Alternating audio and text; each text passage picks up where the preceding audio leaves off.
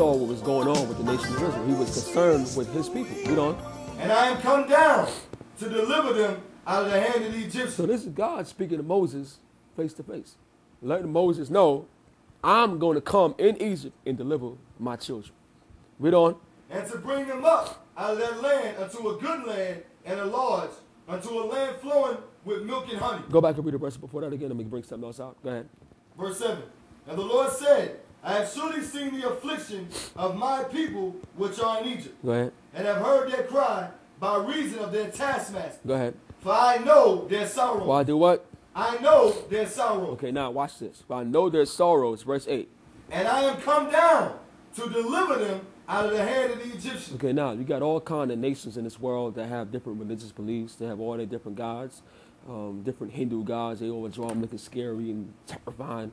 Let me ask you a question. Out of all the different religions in the world, when have your gods ever manifested themselves and proved that they exist? When did Allah ever show and prove that he exists? Now, according to the word of God, what did Christ say? God so loved the world that he gave his only begotten son. What does that mean?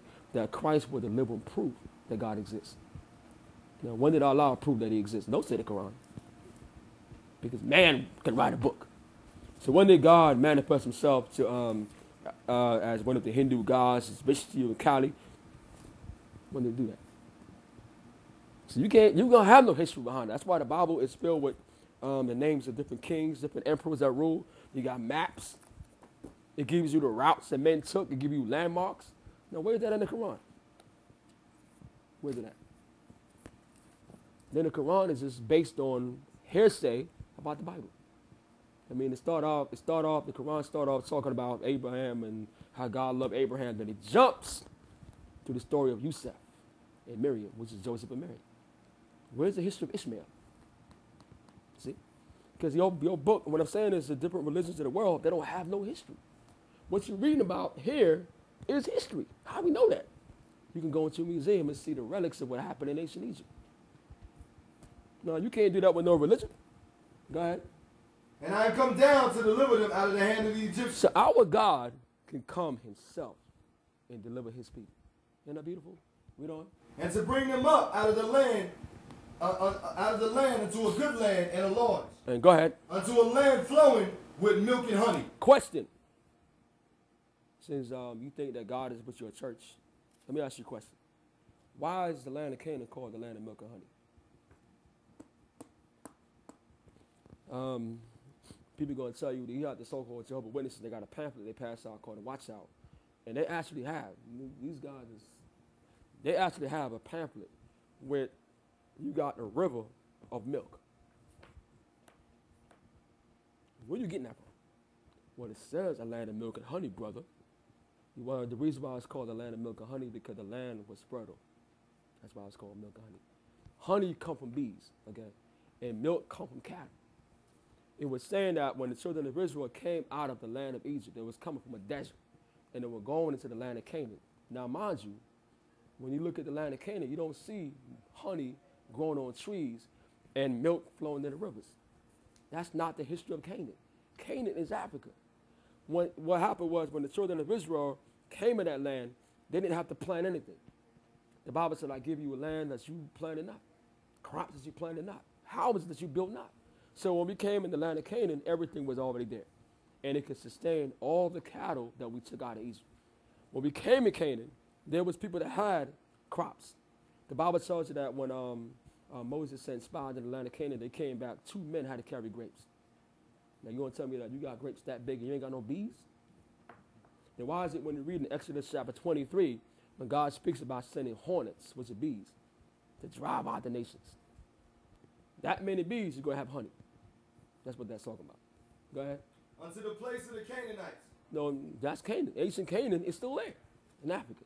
And extend all the way up to what's now called the land of Israel. Now, I ain't never seen no picture of a river filled with milk. Have you? So your understanding is wrong. Read on. And the Hittites. And the who? And the Hittites. Nobody's. People with no history. I started the Word of God. Outside of the Bible, there's no history of the Hittite people. You're never going to see a museum exhibit called the Ancient Hittites.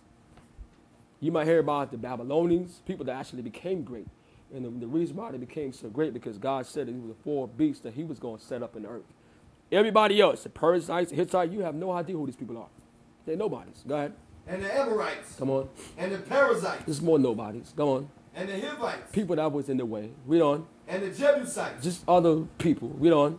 Now therefore, behold, the cry of the children of Israel. So out of all the nations God just mentioned, he was only concerned about the cries of the children of Israel. Why wasn't God concerned with the cries of the Hittites? When the children of Israel marched through their land and threw them out. Why wasn't God concerned with the ancient people of Jericho? When they told Joshua, to surround the city 7 times. And the walls came crashing down. You mean to tell me the people wasn't crying out and pleading and begging? Help! And God told God told Joshua, kill everybody. Only one that really survived was their whore. That's what she was. The harlot, I'm sorry.